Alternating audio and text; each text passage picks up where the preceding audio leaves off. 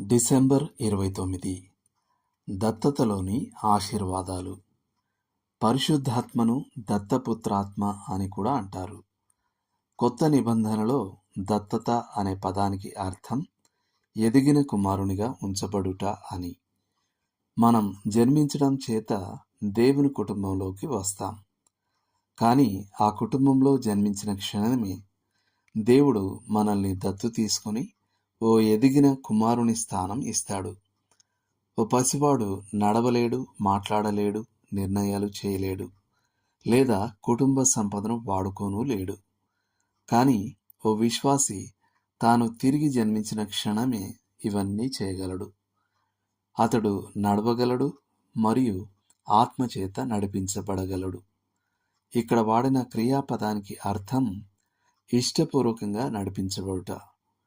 మనం ఆత్మకు అప్పగించుకుంటాం మరియు ఆయన తన వాక్కు ద్వారా మనను దినదినం నడిపిస్తాడు. మనం ధర్మశాస్త్ర దాస్యం క్రింద లేము గనుక క్రియకు ఉపక్రమించడానికి భయపడం. మనకు పరిశుద్ధాత్మ ఇచ్చే స్వేచ్ఛ ఉంది మరియు మనం క్రీస్తును వెంబడించడానికి స్వాతంత్రం ఉంది. విశ్వాసి ఇలా మాట్లాడగలడు కూడా. మనము అబ్బా తండ్రి అని మొరపెట్టుచున్నాము. రోమా 8:15.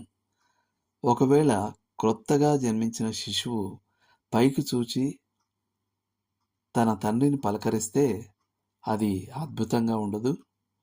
మొదట మనలో ఉన్న పరిశుద్ధాత్మ అబ్బా తండ్రి అంటాడు. గలతీ 4:6. తర్వాత అదే మనము దేవునితో అంటాం. అబ్బా అంటే నాన్న, ఓ ప్రేమగా పిలిచే పదం. నేటి వచనం: ఏలయనగా మరలా భయపడుటకు మీరు దాస్యపు ఆత్మను పొందలేదు గాని దత్తపుత్రాత్మను పొందితిరి. ఆ ఆత్మ కలిగిన వారమై మనము అబ్బా తండ్రి అని మొరపెట్టుచున్నాము. రోమా 8:15.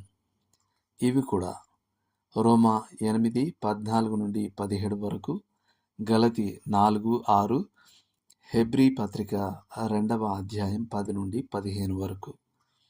చేయాల్సిన పని: దేవుని కుటుంబంలోకి దత్తు తీసుకోవడం అంటే మీ ఉద్దేశంలో ఏమిటి అన్నది ఒక కాగితంపై వరుసగా రాయండి. ఆ జాబితాలోని వాటన్నిటికై మీరు దేవునికి కృతజ్ఞతలు చెల్లించండి. దేవుడు మిమ్మును దీవించునుగాక. ఆమెన్.